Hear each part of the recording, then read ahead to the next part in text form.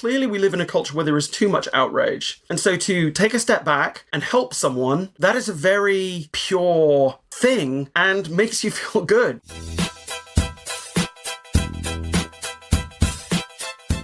Welcome to Screaming in the Cloud. I'm Corey Quinn. I'm joined this week by James Governor, analyst and co-founder of a boutique analysis shop called RedMonk. James, thank you for coming on the show. Oh, it's my pleasure, Corey. This episode is brought to us by our friends at Wiz. Wiz transforms cloud security. Wiz is the #1 cloud security platform based on independent customer reviews that helps security leaders and developers protect everything they build and run in the cloud. Leading organizations from the Fortune 100 to high-growth companies all trust Wiz to innovate at the pace of cloud while staying secure. Click the link in the show notes or head to wiz.io/scream to request a personalized product tour with a Wiz expert. Screaming in the Cloud podcast listeners can also get a free cloud security health scan by going to wiz.io/scream. I've more or less had to continue pestering you with invites onto this for years because it's a high bar, but you are absolutely one of my favorite people in tech for a variety of reasons that I'm sure we're going to get into. But first, let's let you tell the story. What is it you'd say it is that you do here? We're industry analysts. We're a research firm, as you said. I think we do things slightly differently. RedMonk has a very strong opinion about how the industry works. And so whilst there are plenty of research firms that look at the industry and technology adoption and process adoption through the lens of the purchaser, RedMonk focuses on it through the lens of the practitioner, the developer, the SRE, the people that are really doing the engineering. And so historically, IT was a top-down function. It required a lot of permission. It was something that was slow. You would make a request. You might get some resources 6 to 9 months later. There were probably the resources that you didn't actually want, but something that was purchased from somebody that was particularly good at selling things. Yes, and the thing that you were purchasing was aimed at people who were particularly good at buying things, but not using the things. Exactly right. And so I think that RedMonk, we look at the world, the new world, which is based on the fact there's open source software, there's cloud-based software, there are platforms like GitHub, so there's all of this knowledge out there. And increasingly, it's not a permission-free world, but technology adoption is more strongly influenced than ever by developers. That's what RedMonk understands. That's what makes us tick. That's what excites us. What are the decisions that developers are making, when and why, and how can we tap into that knowledge to help everyone become more effective? RedMonk is one of those companies that is so rare, it may as well not count when you do a survey of a landscape. We've touched on that before on the show. In 2019, we had your colleague Rachel Stevens on the show. In 2020, we had your business partner, Stephen O'Grady on. And in 2021, we have you. Apparently, you're doling out staff at the rate of 1 a year. That's okay. I will outlast your expansion plans. Yeah, I think you probably will. One thing that RedMonk is not good at doing is growing, which may go to some of the uniqueness that you're talking about. We do what we do very well, but we definitely still haven't worked out what we're going to be when we grow up.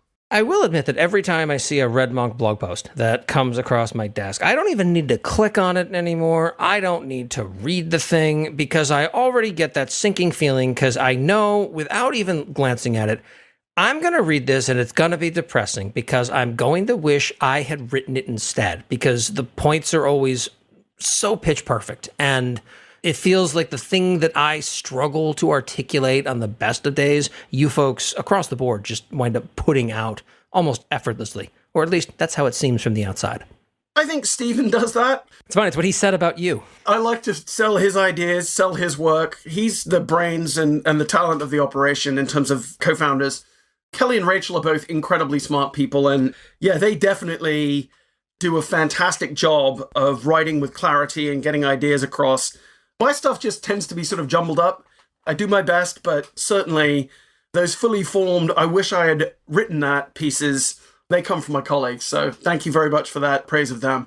One of the central tenets that RedMonk has always believed and espoused is that developers are kingmakers, to use the term. And I steal that term, of course, from your co-founder's book, The New Kingmakers, which, from my read, was talking about developers. That makes a lot of sense for a lot of tools that see bottom-up adoption. But in a world of cloud, where you're seeing massive deals get signed. I don't know too many developers out there who can sign a $50 million cloud services contract more than once because they get fired the first time they outstrip their authority. Do you think that that model is changing? So, new kingmakers is quite a gendered term, and I have been asked to reconsider its use because, I don't know whether it should be new monarch makers. That aside, developers are a fundamentally influential constituency. It's important, I think, to say that they themselves are not necessarily the monarchs. They are not the ones sitting in Buckingham Palace or whatever. But they are influencers, and it's important to understand the difference between influence and purchase. You're absolutely right, Corey. The cloud is becoming more like traditional IT. Something I noticed with your good friends at GCP. This was shortly after the article came out that they were going to cut bait if they didn't get to number 2 after whatever period of time it was. They then went intentionally and signed a bunch of 10-year deals with massive enterprises, I guess, to make it clear that they are in it for the long haul. But yeah, were developers making that decision? No. On the other hand, we don't talk to any organizations that are good at creating digital products and services, and increasingly that's something that pretty much everybody needs to do, that do not pay a lot more attention to the needs and desires of their developers. They are reshoring, they are not outsourcing everything, they want developers that are close to the business, that understand the business, and they're investing heavily in those people. And rather than seeing them as sort of, oh, we're going to get, the cheapest possible people we can that have some Java skills and hope that these applications aren't crap. It may not be Netflix, hey, we're going to pay above market rate, but it's certainly, what do they want? What tools do they want to use? How can we help them become more effective? And so, yeah, you might sign a really big deal, but you still want to be thinking, hang on a minute, what are the skills that people have? What is going to make them happy? What do they know? Because if they aren't productive, if they aren't happy, we may lose them, and they are very, very important talent. So they may not be the people with 50 million in budget, but their opinion is indeed important. And I think that RedMonk is not saying there is no such thing as top-down purchasing anymore. What we are saying is that you need to be serving the needs of this very important constituency, and they will make you more productive. The happier they are, the more flow they can have, the more creative they can be with the tools at hand, the better the business outcomes are going to be. So it's really about having a mindset and an organizational structure that enables you to become more effective by better serving the needs of developers, frankly. It used to just be that only tech companies had to care about that, but now everybody does. If we look at whoever it is, Lego or Capital One or Branch, the new insurance company. I love Branch, by the way. Yeah, they're fantastic people. I love working with them. I wish I got to spend more time talking with them. So far, all I can do is drag them onto the podcast and argue on Twitter. But one of these days, they're going to have an AWS bill bigger than 50 cents a month, and then I've got them. There you go. But I think the thing of them intentionally saying we're not going to set up, are they in Columbus, I think? They are the greater Ohio region, yes. And Joe is all about, we need tools that juniors can be effective with, and we need to satisfy the needs of those juniors so they can be productive in driving our business forward. Juniors is already, perhaps that's a bad term, but new entrants into the industry, and how can we support them where they are, but also help them gain new skills to become more effective. And I just think it's about a different posture. And I think they're a great example because not everybody is south of market, able to pay 350 grand a year plus stock options. That's just not realistic for most businesses. So it is important to think about developers and their needs, the skills they learned. If they're from a non-traditional background, what are those skills? How can we support them and become more effective? That's really what it comes down to. We're all trying to do more with less, but rather than trying to work twice as hard, how to become more effective with the time we have and still go home in time for dinner every day. Definitely. I have to say, I mean, 2020 sucked in lots of ways, but not missing a single meal with my family definitely was not one of them. Yeah, there are certain things I'm willing to trade on and certain things I'm not. And honestly, family time is one of them. So I met you, I don't even recall what year, because what is even time anymore in this pandemic era, where we sat down and grabbed a drink. I want to say it was at Google Cloud Next, the conference that Google does every year about their cloud. Not that Google loses interest in things, but even their conference is called Next. But I didn't know what to expect when I sat down and spoke with you, and I got the sense you had no idea what to make of me back then, because I was basically what I am now, only less fully formed. I was obnoxious on Twitter. I had barely coherent thoughts that I could periodically hurl into the abyss and see if they resonated. But it stands out as one of the seminal grabbing a drink with someone moments in the course of my career. Well, I mean, fledgling Corey was pretty close to where he is now. But yeah, you bring something unique to the table, and I didn't totally know what to expect. I knew there would be snark.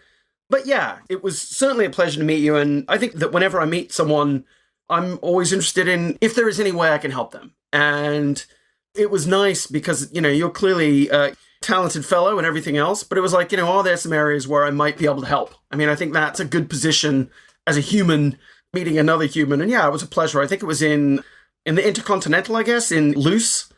Yes, that's exactly where it was. Good memory. In fact, I can tell you the date. It was April 11th of 2019. And I know that because right after we finished having a drink, you tweeted out a gif of Snow White carving a pie saying Quinny Pig is an industry analyst. And the first time I saw that was, I thought he liked me. Why on earth would he insult me that way? But it turned into something where when you have loud, angry opinions, if you call yourself an analyst, suddenly people know what to do with you. I'm not kidding. I had that tweet laser engraved on a piece of wood through laser tweets. It is sitting on my shelf right now, which is how I know the date, because it's the closest thing I have to a credential in almost anything that I do. So congratulations. You're the accrediting university. Good job. I credentialed you. How about that? It's true, though. It didn't occur to me that analysts were a real thing. I didn't know what it was. And that's part of what we talked about at lunch, where it seemed that every time I tried to articulate what I do, people got confused. Analyst is not that far removed from an awful lot of what I do. And as I started going to analyst events and catching up with other analysts, the real kind of analyst, I would say I feel like a fake analyst. I have no idea what I'm actually doing. And they said, "You are an analyst. Welcome to the club. We meet at the bar." It turns out no one really knows what is going on fully in this zany industry. And I feel like that the thing that we all bond over on some level is the sense of we each only see a piece of it and we try and piece it together with our understanding of the world and ideally try and make some sense out of it. At least that's my off-the-cuff definition of an industry analyst. As someone who's an actual industry analyst and not just a pretend one on Twitter, what's your take on the subject? Well, it's a remarkable privilege. And it's interesting because it is an uncredentialed job. Anybody can be, theoretically at least, an industry analyst. If people say you are and think you are, then you are. You walk and quack like a duck. It's basically about research and trying to understand a problem space and trying to articulate and help people to basically become more effective by understanding that problem space themselves more. So it might be about products, as I say, it might be about processes. But, for me, I've just always enjoyed research and I've always enjoyed advice. You need a particular mindset to give people advice. And that's one of the key things that as an industry analyst, you're sort of expected to do.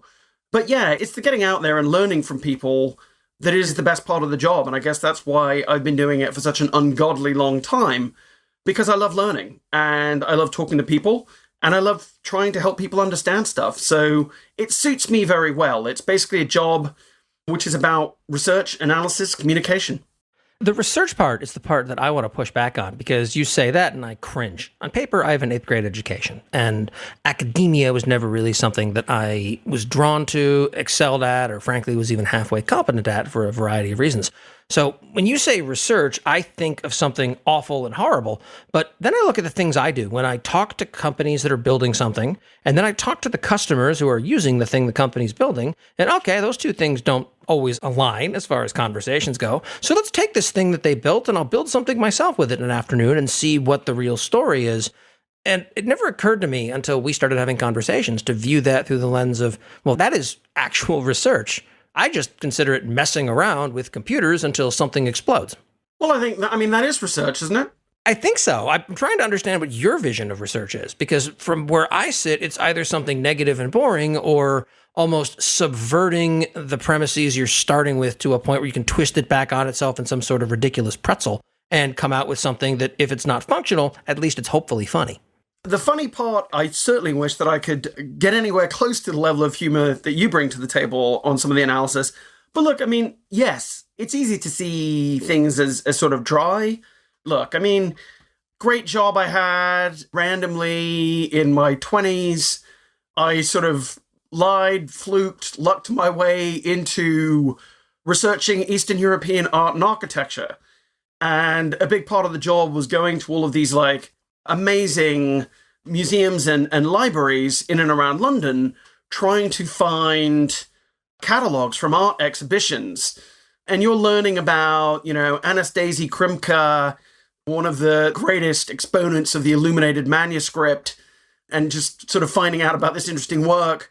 You're finding out that some of the articles in this dictionary that you're researching for had been completely made up, and that there was no bibliography, that these were people that were writing for free and they just made shit up. But I just found that fascinating. And if you point me at a body of knowledge, I will enjoy learning stuff. So I sort of know what you mean. One can look at it from is this an academic pursuit? But I think I've just always enjoyed learning stuff. And in terms of what is research, a lot of what RedMonk does is on the qualitative side. We're trying to understand what people think of things, why they make the choices that they do. You have thousands of conversations, synthesize that into a worldview. You may try and play with those tools. You can't always do that. To your point, play with things and break things, but how deep can you go?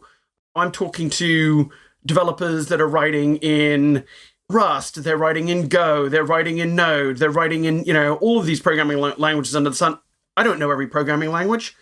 So you have to sort of synthesize, I know a little bit and enough to probably cut off my own thumb, but it's about sort of trying to understand people's experience. And then, of course, you have a chance to bring some quantitative things to the table. That was one of the things that RedMonk for a long time, we're always very wary of sort of quantitative models in research, because you see this stuff, it's all hockey sticks, it's all up and to the right.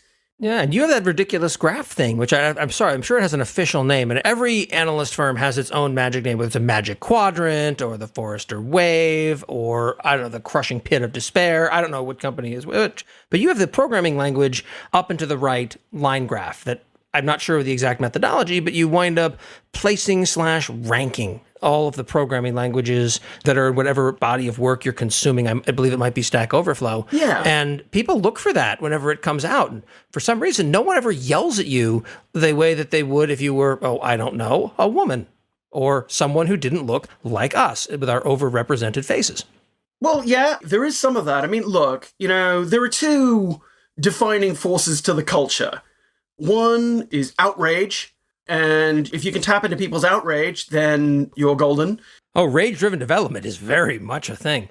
I guess I shouldn't be quite as flippant. It's kind of magic that you can wind up publishing these things as an organization, and people mostly accept it. People pay attention to it. It gets a lot of publicity, but no one argues with you about nonsense, for the most part, that I've seen. So there's a couple of things. One is outrage. Universal human thing, and too much of that in the culture, but it seems to work in terms of driving attention. And the other is confirmation bias. So I think the beauty of the programming language rankings, which is basically a scatter plot based on looking at conversations in Stack Overflow and some behaviors in GitHub and trying to understand whether they correlate, we're very open about the methodology. It's not something where, there are some other companies where you don't actually know how they've reached the conclusions they do. And we've been doing it for a long time. It is somewhat dry. When you read the post, the way Stephen writes it, he really does come across quite academic. 20 paragraphs of explication of the methodology, followed by a few paragraphs explaining what we found with the research. Every time we publish it, someone will say, CSS is not a programming language, or why is COBOL not on there? And it's largely a function of methodology. So there's always rage to be had. Oh, absolutely. Channeling rage is basically one of my primary core competencies. There you go. So I think that it's both. One of the beauties of the thing is that on any given day when we publish it, people either want to pat themselves on the back and say, hey, look, I've made a really good choice. My programming language is becoming more popular.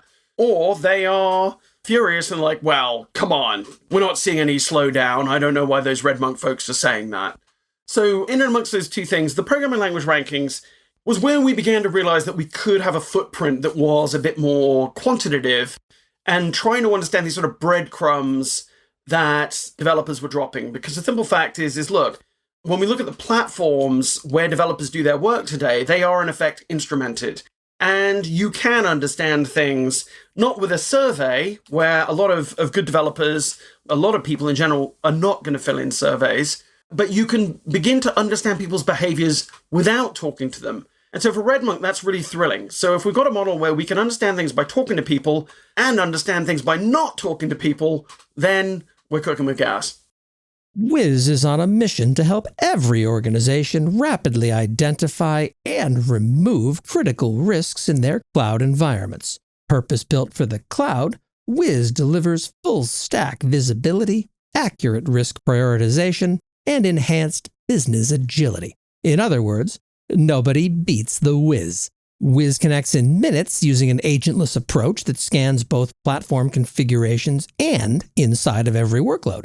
They provide a deep assessment that goes well beyond what any standalone CSPM, CWPP, and other unknowable acronym-based tools offer, and find the toxic combination of flaws that represent real risk. Screaming in the Cloud podcast listeners can also get a free cloud security health scan by going to wiz.io/scream. One of the, I think, most defining characteristics about you is that, first, you tend to undersell the weight your words carry, and I can't figure out, honestly, whether that is because you're unaware of them or you're naturally a modest person. But I will say you're absolutely one of my favorite Twitter follows. Monk Chips, if you're not following James, you absolutely should be. Mostly because of what you do whenever someone gives you a modicum of attention or of credibility or of power. And that is you immediately, it is reflexive and clearly so, you reach out to find someone you can use that credibility to lift up. It's really an inspirational thing to see. It's one of the things that if I could change anything about myself, it would be to make that a less frictionful process. And I think it only comes from practice. You're the kind of person I guess I'm trying to say that I aspire to be in ways that are beyond where I already am. That's very charming.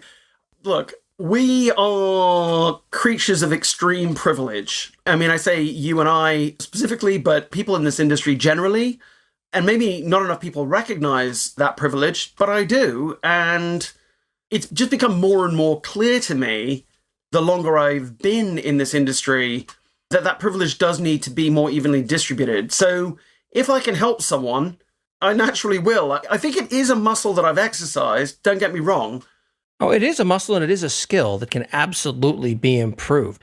I was nowhere near where I am now back when I started. I gave talks early on in my speaking career about how to handle a job interview. What I accidentally built was how to handle a job interview if you're a white guy in tech, which it turns out is not the inclusive message I wanted to be delivering, so I retired the talk until I could rebuild it with someone who didn't look like me and give it jointly. And that's admirable, and that's... I wouldn't say it's admirable, I'd say it's the bare minimum, to be perfectly honest. You're too kind. I do what I can. It's a very small amount.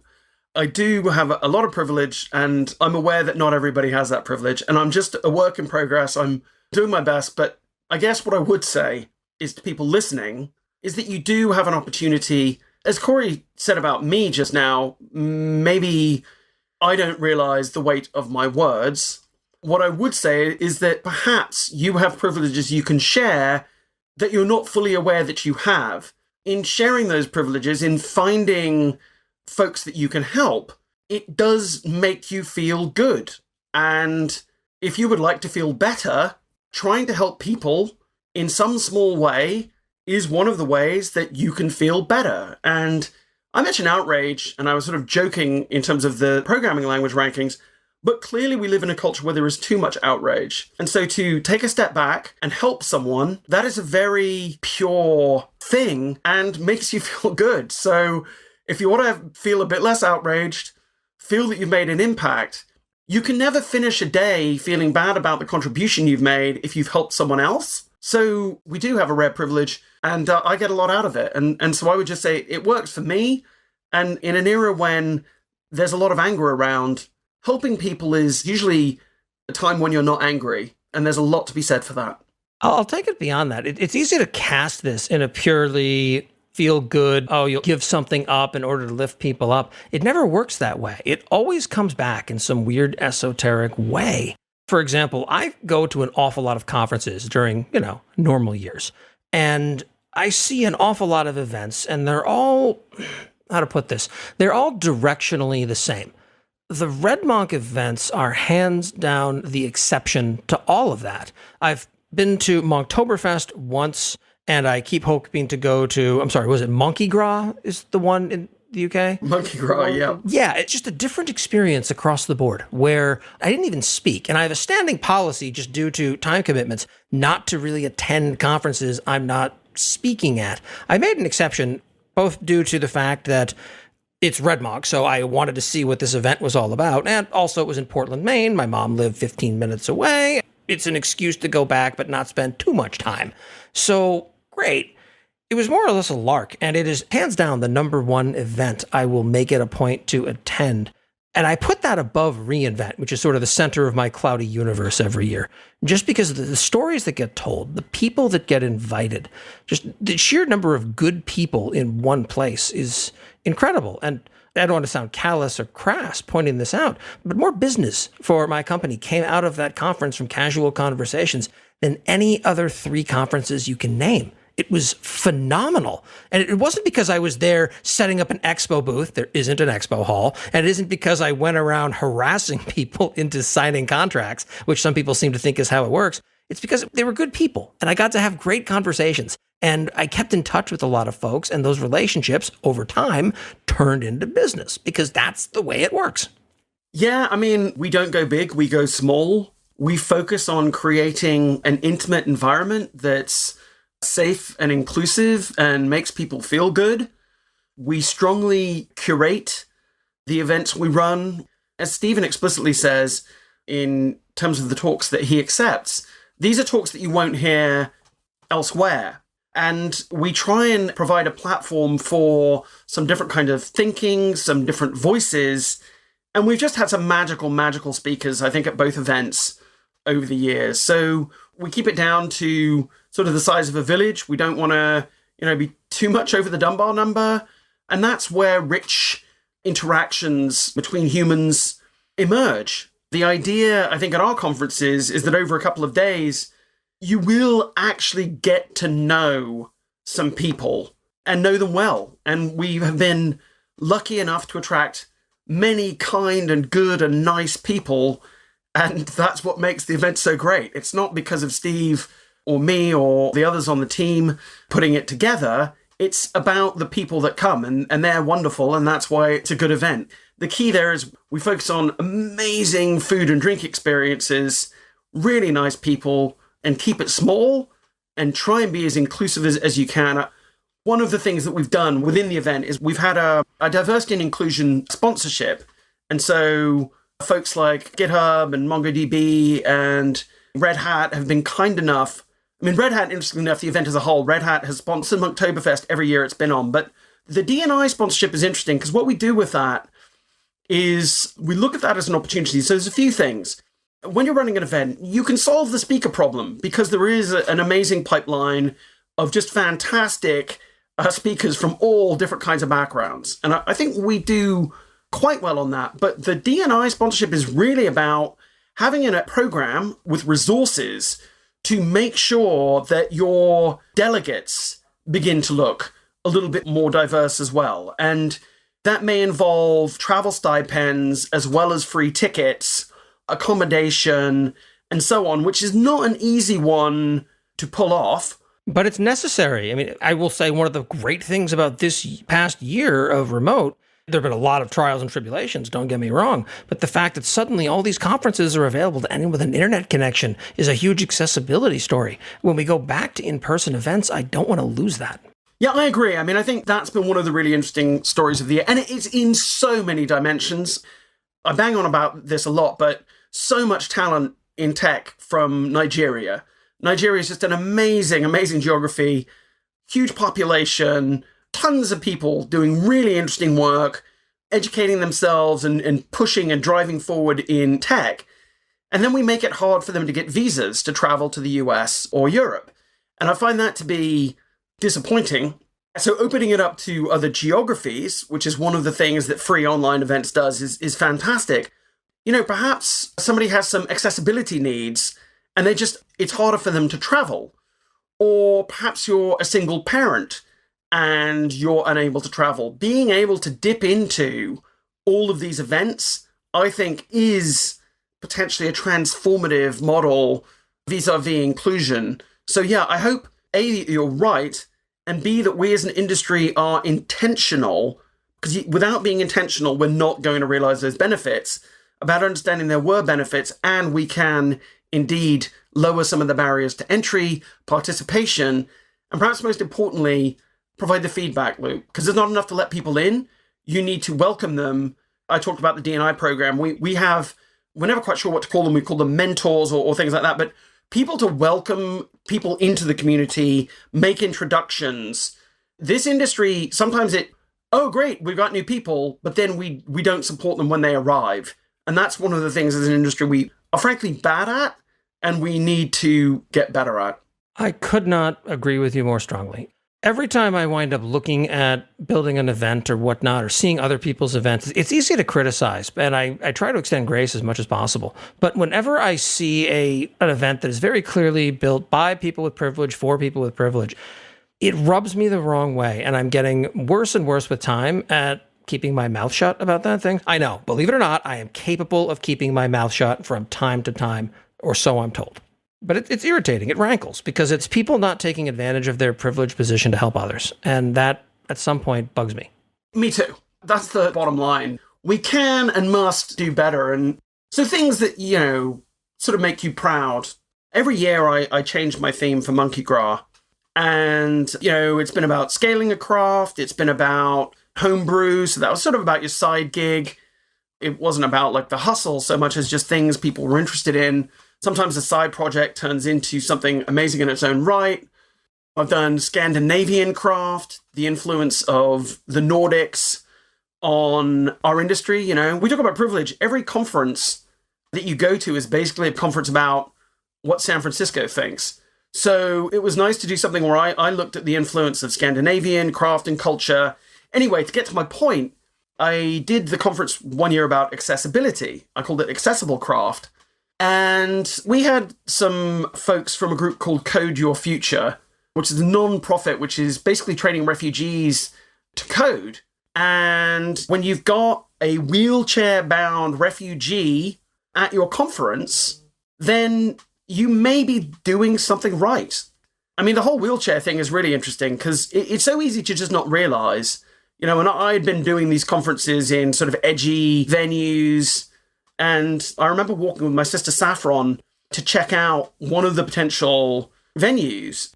It was pretty cool, but when we were walking there were all these sort of broken cobblestones, and there were quite a lot of heavy vehicles on the road next to it. And it was just very clear that for somebody that had either issues with walking or, frankly, with their sight, it just wasn't going to fly anymore. And I think doing the accessibility conference was a watershed for me, because we had to think through so many things that we had not given enough attention vis-a-vis accessibility and inclusion. I think it's also important to remember that if you're organizing a conference and someone in a wheelchair shows up, you don't want to ask that person to do extra work to help accommodate that person. You want to reach out to experts on this. Take the burden on yourself. Don't put additional labor on people who are already in a relatively challenging situation. I feel like it's one of those basic things that people miss. Well, it's exactly right. I mean, we offered basically, we were like, look, we will pay for your transport, get a cab that is accessible. But when he was going to come along, we said, oh, don't worry. We've made sure that everything is accessible We actually had to go further out of London. We went to the Olympic Park to run it that year because it was so modern and the investments they made for the Olympics. The accessibility was good from the tube to the bus and everything else. And the first day, he came along and he was like, oh, I got the cab because I didn't really believe that the accessibility would work. And I think on the second day, he just used the shuttle bus because he saw that the experience was good. So I think that's the thing. Don't make people do the work. It's our job to do the work to make a better environment for as many people as possible. James, before we call it a show, I have to ask, your Twitter name is monkchips, and it is one of the most frustrating things in the world trying to keep up with you because your Twitter username doesn't change, but the name that goes above it changes on what appears to be a daily basis. I always felt weird asking you this in person when I was in slapping distance, but now we're on a podcast where you can't possibly refuse to answer. What the hell is up with that? Well, I think if something can be changeable, if something can be mutable, then, why not? It's a weird thing with Twitter is that it enables that. And it's just something fun. I know it can be sort of annoying for people. I used to mess around with my profile picture a lot. That was the thing that I really focused on. But recently, at least, I just, there are things that I find funny or dumb or interesting, and I'll just make that my username. It's not hugely intentional, but it is, I guess, a bit of a calling card.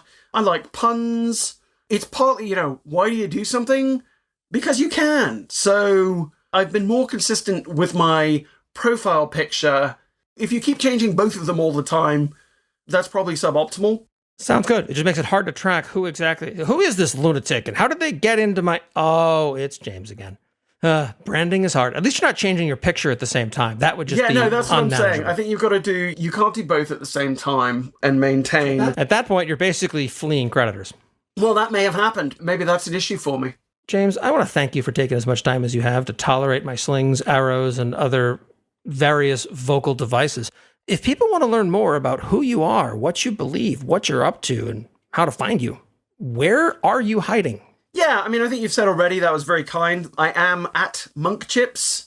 I'm not on topic. I think as this conversation has showed, I don't think we've spoken as much about technology as perhaps we should, given the show is normally about the cloud. The show is normally about the business of cloud, and people's stories are always better than technology stories because technology is always people. And so, yeah, I'm all over the map. I can be annoying. I wear my heart on my sleeve, but I try and be kind as much as I can. And yeah, I tweet a lot. That's the best place to find me.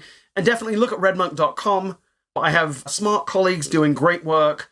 And if you're interested in developers and technology infrastructure, we're a great place to come and learn about those things. And we're very accessible. We love to talk to people.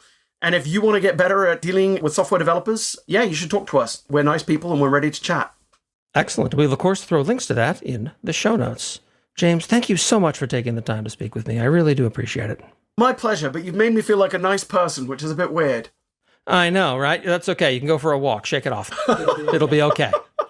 James Governor, analyst and co-founder at RedMonk. I'm cloud economist Corey Quinn, and this is Screaming in the Cloud. If you've enjoyed this podcast, please leave a 5-star review on your podcast platform of choice. Whereas if you've hated this podcast, please leave a 5-star review on your podcast platform of choice, along with an insulting comment in which you attempt to gatekeep being an industry analyst.